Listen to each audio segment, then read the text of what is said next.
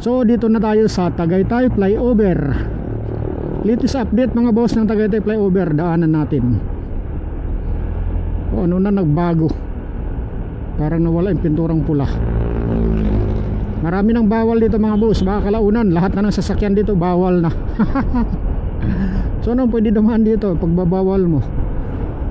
Sayang naman ang tax ng bayan. Brad, bawal dyan dapat. Bungad na bungad. Ay naku, sakit sa ulo tong rider na yun. Alam mo yung paglabas pa lang sa flyover, diyan ka na kakabig.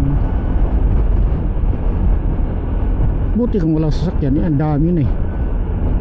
Delikado yun, lubhang napakadelikado.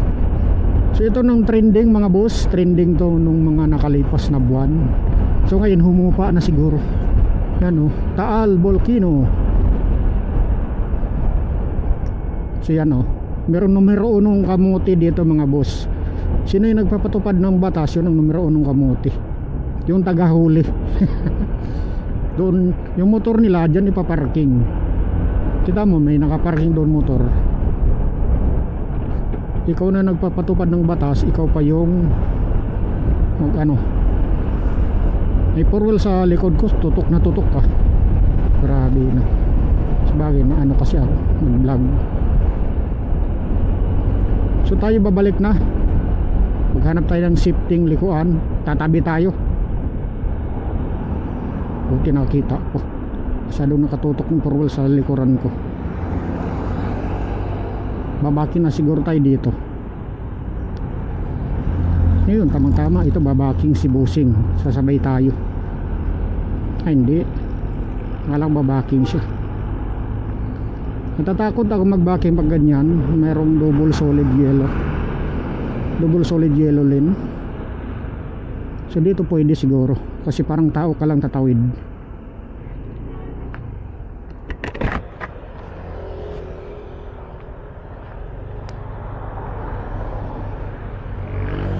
Backing tayo, siguraduhin natin na walang sasakyan.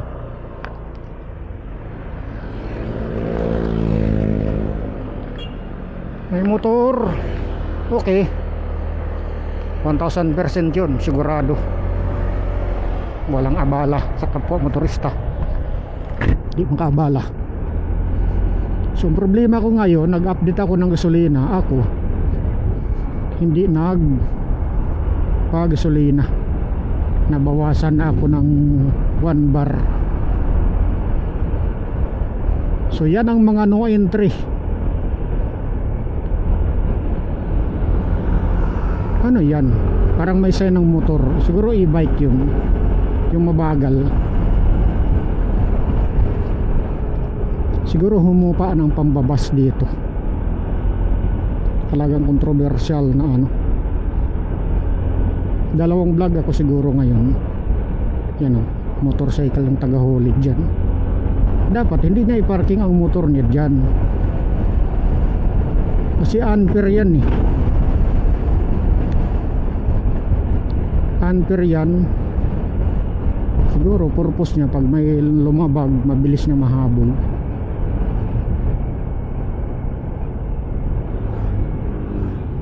Unfair kasi ganyan. Ikaw tagahuli, ikaw lumalabag, ikaw paparking dyan. Puso naman kasi yan eh. Sino tagapatupad ng batas, sila ang unang sumusuway. Kagaya sa mga nagko-convoy, ka-counterflow. Mabuti na lang inaspalto na dito, kasi sira-sira yan eh. Kaso hanggang dito lang inaspalto. Medyo okay na naman dito. May minor na lubak-lubak. Dapat hanggang dito na. Pangit pa dito eh. So tayo babalik na. Dapat dito na tayo nakakabig, kumabig. Oops. Pangit na ang record nito, silaw ng araw.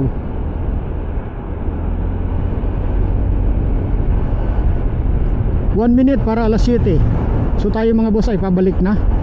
Tingnan natin kung meron tayong madaanan. Ay, marami pa tayong madaanan gasolinahan dito sa Crisanto M. de los Reyes.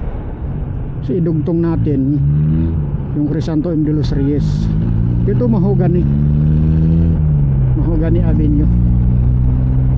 Dito banda yung LTO Tagaytay. Oops, saglit lang. Pangit na i-vlog ngayon pagka ganitong pormahan ng araw, masilaw sa camera yan. Sige, tawid. Oops. May kotse sa likuran ko, patawirin mo yung dapat tatawid para sa kanila yan.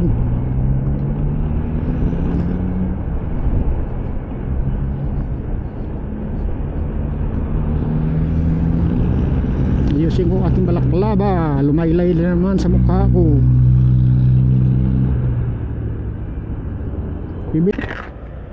59.20 diesel, 58.40, 57.40. So nasa katamtaman pa rin, unleaded premium. Nasa katamtaman pa ang presyuhan ngayon ng gasolina. So wag mo na kayo magtaas. Tama na muna mga ganyang presyuhan. Kasi yung oil tanker galing sa ibang bansa, pangit na i-vlog ngayon, silaw ng araw sigurado. Pangit pa naman pagtapalan mo ng ano, yung itapat mo sa silaw ng araw, tatapalan mo, tangitin na hindi buo, tatapalan mo ng picture para hindi siya silaw tingnan. Nag-vlog ako dun sa Cavite Swiss Road noong hapon, inuulit ko kinabukasan. Kasi natapat ng ganito, sobrang silaw ng araw. Ang pangit ng panoorin. Ang views mo nga pasampu-sampu lang, tapos natapat pa sa pangit na record mo, mas lalo na. Imbis 10 viewers, imbis naka 10 views ka, naging isa na lang tuloy, nagpulasan na. Kasi pangit ng video mo, puro silaw ng araw, di wala na. Lalo nang walang manood. So kailangan kahit man pa 10 ang views natin, kahit paano gandahin naman natin yung kuha ng ating video. Kasi malay mo yung 10 views biglang ng 10,000. O kita nyo, nag-vlog ako sa Gumaca Bypass Road. Sabi ko, di bali nang walang manood, walang viewers, at least pang dagdag experience, pang dagdag video. Malay mo sakali, sabi ko doon, malay mo di man mag-trending, at least pang dagdag video na rin. Yung pala di ko kalahin, nag-trending, naka ilang views din yun. Dito pala tayo kakabig.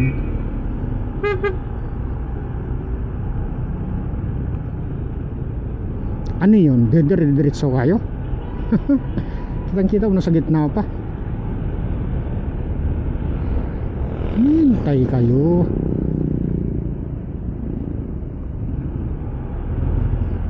Bubusina ka, kita mo nasa gitna pa. Para akong lispo para akong lispo, gagalit businahan. Hindi naman, kasi yun expected mo na ganun, nasa gitna pa yung ibang motorista. Siyempre patapusin mo muna silang makalabas, para kang nagmamadali. Siguro yun ang ego ng mga lispo, galit businahan. Nagkaroon tuloy ng mga road rage, habulan. Siguro kung unawain mo, nagbusina siya para baka meron pa nasa likuran mo, baka hindi lang ikaw yung paliko. Para kung meron man doon sa unahan pa sa likuran mo, hindi na tumuloy, magbigay na, kasi nakabungad na rin siya. Hindi yung ikaw ang binusinahan na nasa gitna ka pa. So yun. So yung ibang galit ng busina, ginawang sasakyan para may busina, ay magalit ka. Ano ka? Ayun ang napala nyo. Nasira mo yung mga pangalan. Meron gas station dito, Fuel Express, diesel 59, bus 57, trip ibang klase talaga mga pangalan ng gasolina, ibang klase. Meron bus, ito naman trip, THRIFT, trip, tama ba? Trip, kahirap bigkasin ng dila. 59, 57, 56. Kaya na magbasa. Alam mo yung mga letra niya, may tamang term yun eh. Paano mo bigkasin? Parang sa international, di ba? Dati international. Pero ngayon, hindi na international. Hindi naman ngayon, matagal-tagal na rin. Hindi na international, international. Ganun ang pagkabigkas. Parang sa soft drinks, di ba? Dati Mountain Dew. Tapos ngayon, hindi na Mountain Dew. Hindi rin ngayon, matagal-tagal na rin yun na bago. Sa Patalastas nga dati, ganun, Mountain Dew pang pagkabigkas. Kalaunan, hindi na Mountain Dew, pinasosyal na. Mountain pa rin.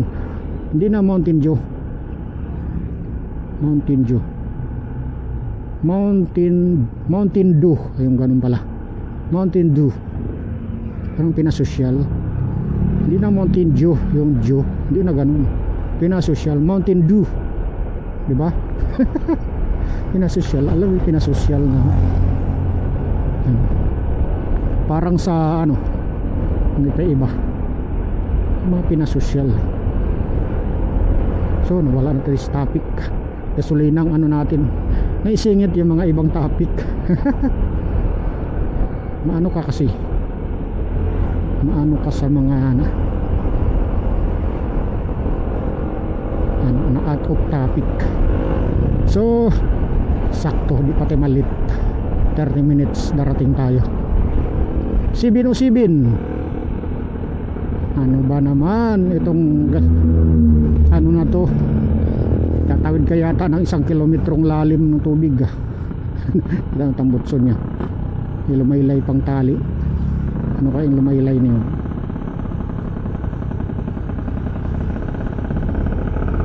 Kahit naman anong taas mo ng bus, ano mo, kahit naman anong taas mo ng tambutso, mababa pa rin ang makina ng motor mo.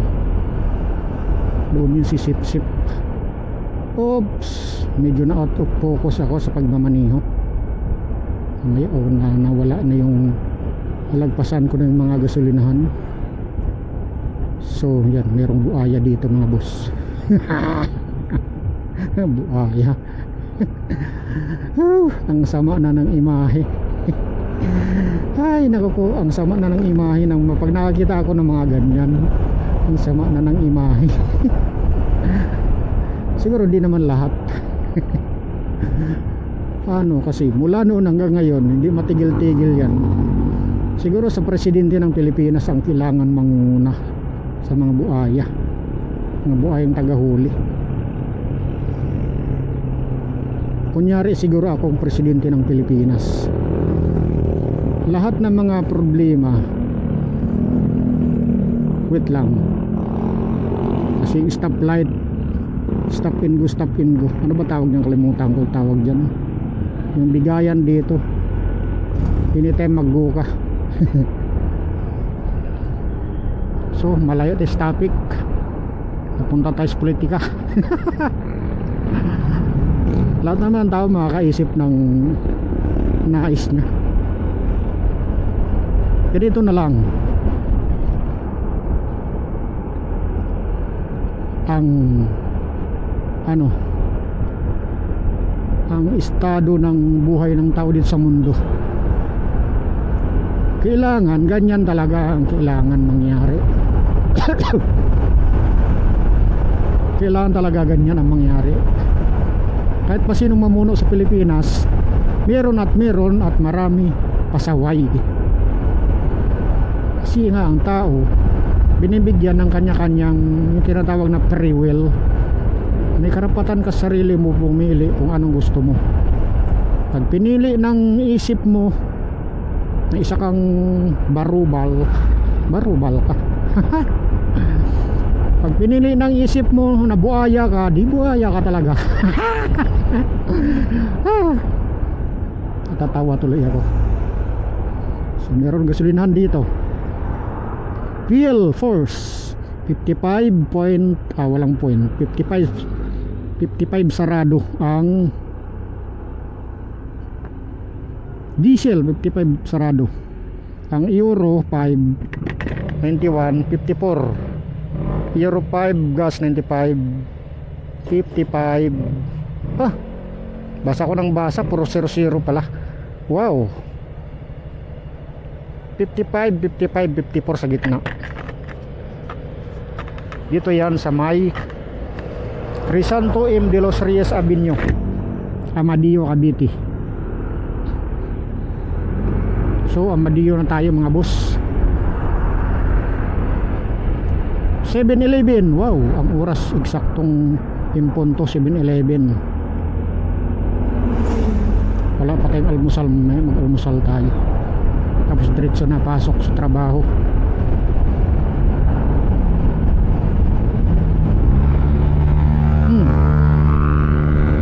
Matulin. Maramdaman mo matulin. Maingay yung makina. Agresibo. Problema, wala akong pira pang pagasolina, pang puno ko sa nabawas. Meron akong pira dito pang ano lang, kunti lang. Ang dami kong utang binabayaran. Nagka-overdue na hindi ba?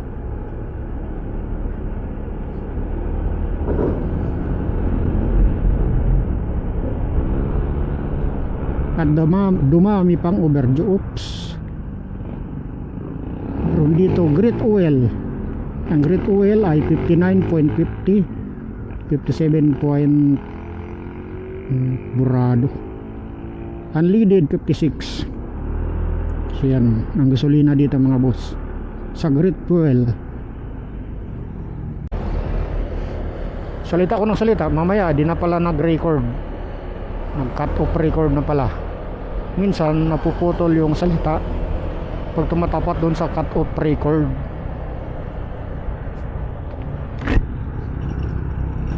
Grabe, sayang kaninang vlog ko, natanggal ang mic. Salita ko ng salita kanina, yung mic ko pala napunggal, natanggal yung pasak. Oops, alanganin ako, hindi nakapindot ang busina, sinyas na lang sa kamay. Kasi parang titigil ako gawa ng meron sa nakabuntot sa akin.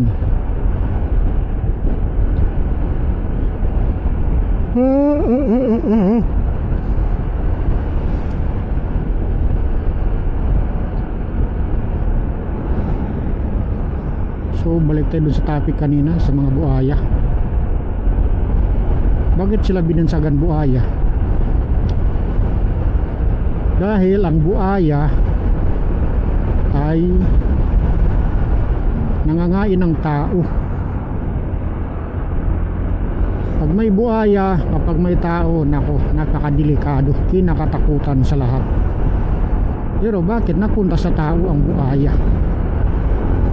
Kasi nga nangangain sila ng salapi.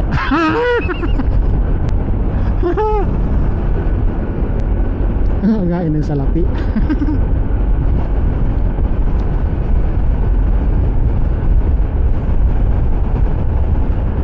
Bakit? Nakakain mong salapi?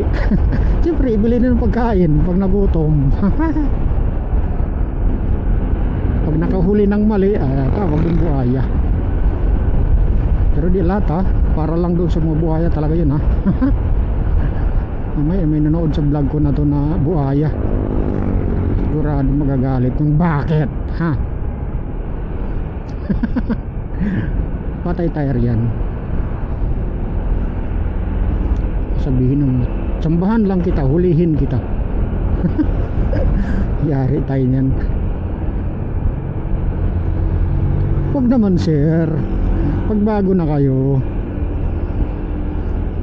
Pag walang violation, bakit mo hulihin? Oops, alanganin. Bakit mo hulihin walang violation? Dagdagan ko pa yung camera ko eh. Gusto ko yung camera ko din sa motor, yung pang CCTV talaga siya.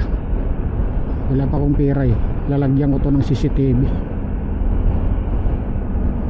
sa harap sa kalikod, para pagka na full memory yung camera sa helmet. Ngayon merong CCTV talaga yung motor, harap, likod at saka left and right. Gusto ko nga tadtarin ko to ng camera eh. Iisip ko na yun kaso wala pa akong budget. Lahat ng anggulo nito tadtarin ko ng camera, pati si helmet ko. Lahat ng anggulo ng helmet ko yan tadtarin ko ng camera yan, para malayo pa, kitang kita. Lalo dyan sa may harapan niyan. At lagyan ko yan isang dosinang camera CCTV. Yung iba gumagana, yung iba props na lang yung iba. Pero mas mas ipangibabaw ko talaga yung gumagana. Kasi pag may buaya, sige hulihin mo ako. Yan, kitang kita ka, dami nakatutok sa'yo. Alam mo naman, ikaw talagang umiiwas ka sabay. Talagang hindi naman sa umiiwas, yung talagang alam mo dapat kung ano yung mga violation na hindi mo dapat gawin. Tayo pero mga violation na hindi natin dapat gagawin, tapos huhulihin ka. Pero ang gas station dito ay Petron, problema wala tayong mabasang karatula. Meron dito 50, hindi ba nakaabala? So mukhang hindi naman. 59.61 diesel, 57.25, 58.24 unleaded premium. So yan ang gasolina dito sa may Amadillo. Alas 7:18 ng umaga. Dito ingat kayo dito dahil kurbada to. Capital Coffee ito sa Pilipinas, kaya kita mo ang daming kape. Tapos dito yung sign, ano, Amadillo, welcome to Amadillo, Coffee Capital of the Philippines. So dito na tayo mga boss. Pangit ng record na ito, silaw ng araw. Sige tawid ka, dalawa pa sila. Sino mauna sa inyo? Ako pinakahuli. Walang sasakyan sa likod ko, malayo pa.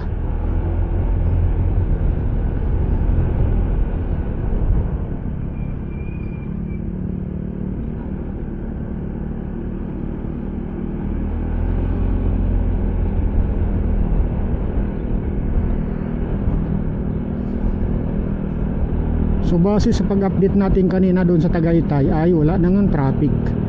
Iwan ko lang sa ilalim pero malamang wala na rin yan. Kasi nga nagpapatraffic yan yung galing dun sa ibabaw, kung wala sana yung flyover. Mas marami nang dumadaan sa ibabaw papunta at pabalik, di ilalim no, maluwag na. Hindi ko matsimpuhan doon mag vlog ng rush hour. Yung pinaka rush hour dun sa Bado Linggo ng umaga, yung medyo patanghali na, tsaka yung pahapon na siya. Kasi yung hapon na uwian na ng mga turista, yung umaga naman papunta pa lang sa Bado Linggo. Kasi yan talaga ang tinggala ng mga turista sa Bado Linggo. Kaya doon nagka-traffic.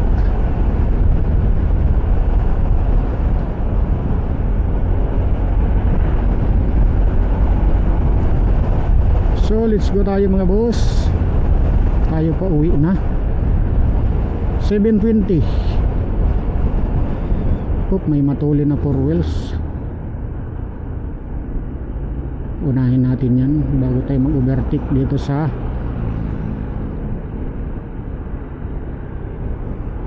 pwede na.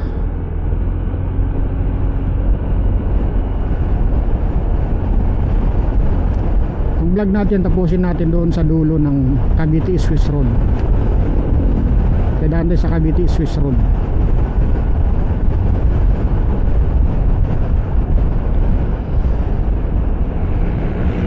Sige, tawid kayo, para sa inyo yan. Ay, hindi sa tawiran, pero patawirin natin. Dito palang tawiran. Kasi tayo mapagbigay tayo. Kailangan alisto ka, tingin agad sa hulihan. May ikaw nagbigay, yung dito sa hulihan mo di nagbigay, madali ka sa likod. Sunba ko, wag naman.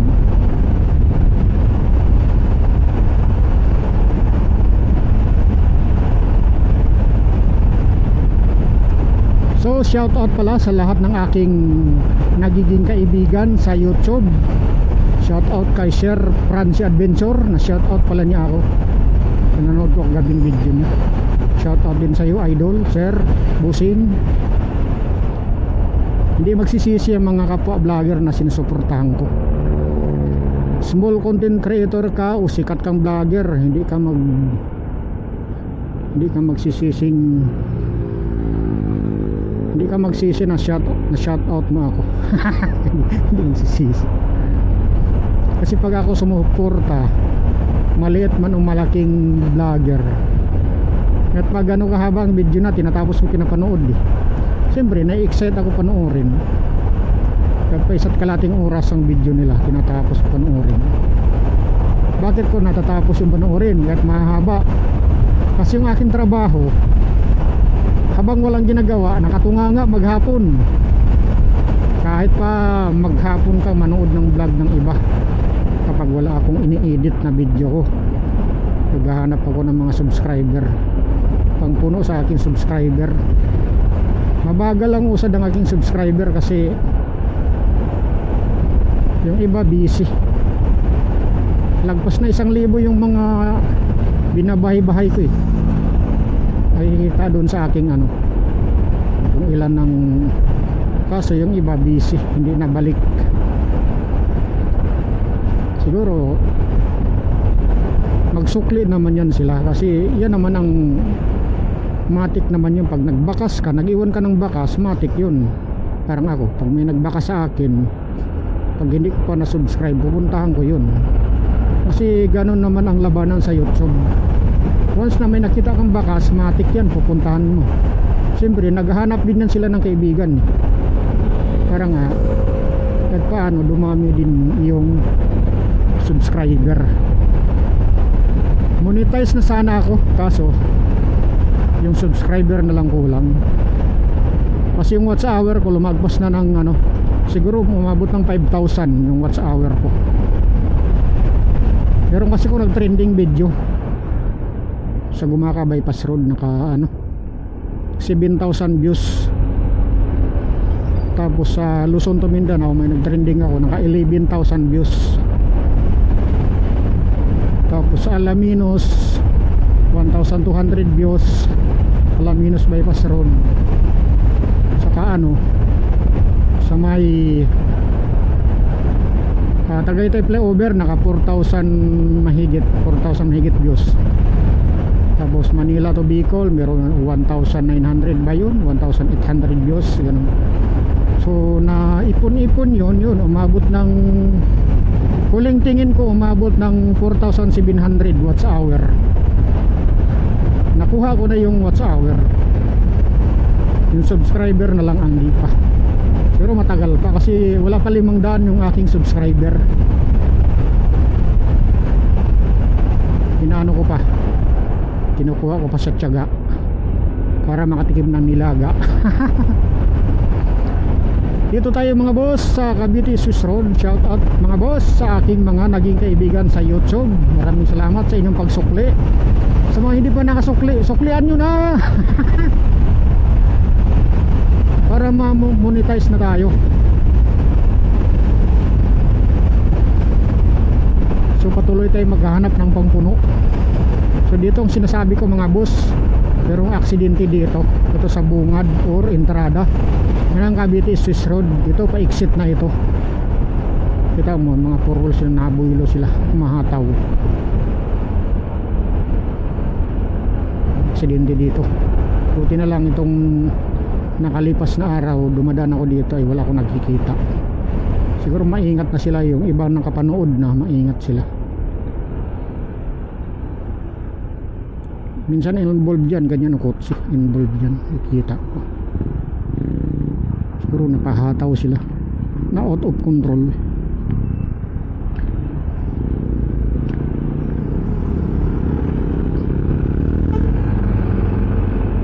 Nakakatakot yung sa kabilang side, nahataw. So dito natin tapusin ang ating video mga boss. Maraming salamat sa inyong panonood. Siguro 2 vlog ito.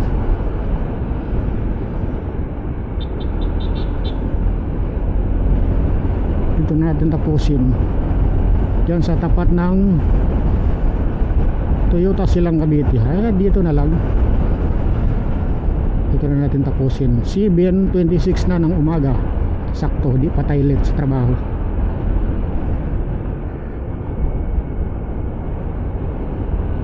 So meron bang ibang gasolinahan papunta doon sa may kaso siguro sa mga susunod na.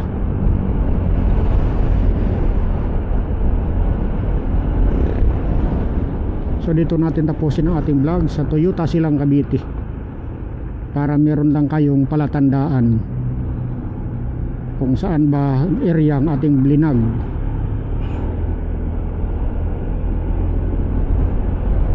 So hindi ko na anuhin yung camera, gagawin ko na lang CCTV yung camera ko.